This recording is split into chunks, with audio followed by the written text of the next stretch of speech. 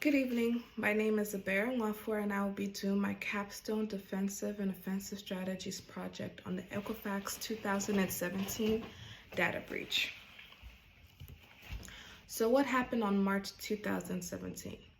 Personal identifying data for 143 million customers were stolen by attackers. There were a number of lapses in security that gave the hackers the opportunity to enter what was supposed to be secure systems and exfiltrate terabytes of data. What were the vulnerabilities? So the initial hack came through a consumer complaint portal. The attackers used a vulnerability that was not patched due to failures in the internal processes of Equifax. Hackers exploited a US website application vulnerability that wasn't patched 2 months prior to the breach. What was that vulnerability? The vulnerability was Apache Struts, CVE 2017-5638, an open source development framework for creating enterprise Java applications. There were some organizational issues within Equifax, and I will name a few. On March 7th, a patch was released from the Apache Software Foundation for the vulnerabilities. On March 9th, Equifax administrators were instructed to apply the patch to the systems that were affected, but they did not. On March 15th, Equifax's IT department ran a series of scans to identify systems that were unpatched, and even though multiple vulnerable systems were present, the scan did not flag vulnerable systems and none of them were patched. And during the breach, Equifax didn't have a complete IT asset inventory, and they didn't know where the Apache Struts application were on their network. Equifax did not follow patch management policy that stated that critical vulnerabilities should be patched within the 48 hours of their discovery.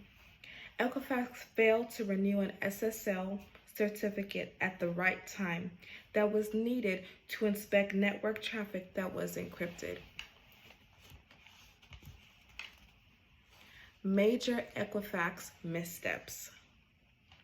The company did not build pages to handle the breach off of its trusted website, Equifax.com.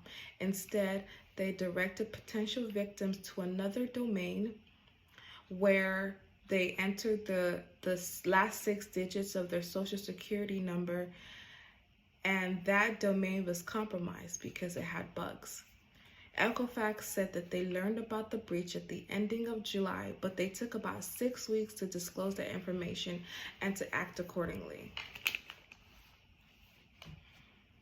If I were head of the incident response team, my job would be to address incidents quickly to prevent an escalation to more severe issues and to put in place an incident response plan to prepare Equifax for known and unknown risk. I would do that through preparation, detection and analysis, containment, eradication and recovery, and post-incident activity.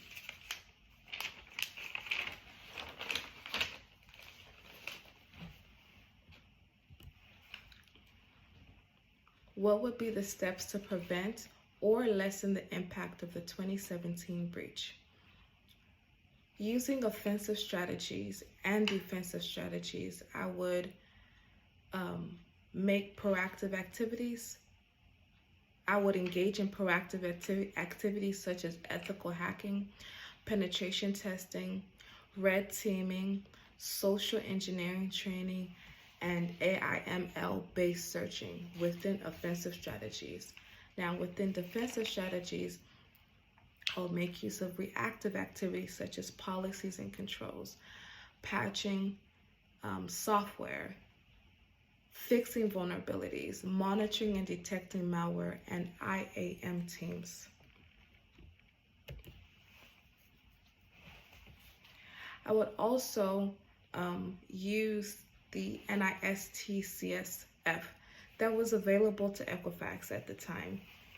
You know, NIST is a strategic view of the life cycle of how organizations manages cybersecurity risks. It focuses on people, policies, and processes. I would also make use of the IAM controls, which are the base foundation of a good security program.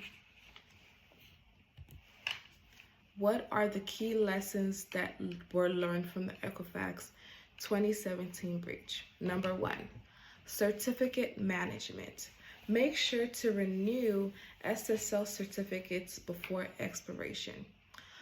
Number 2, legacy systems. Protect legacy systems or invest in modern critical IT systems.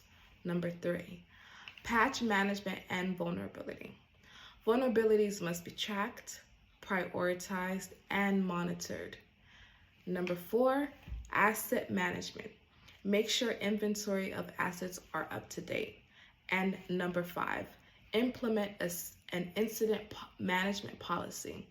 According to IBM, on average, companies take about 197 days to identify a breach and 69 days to contain a breach. So it's good practice to prepare for a breach, whether or not it happens. Thank you.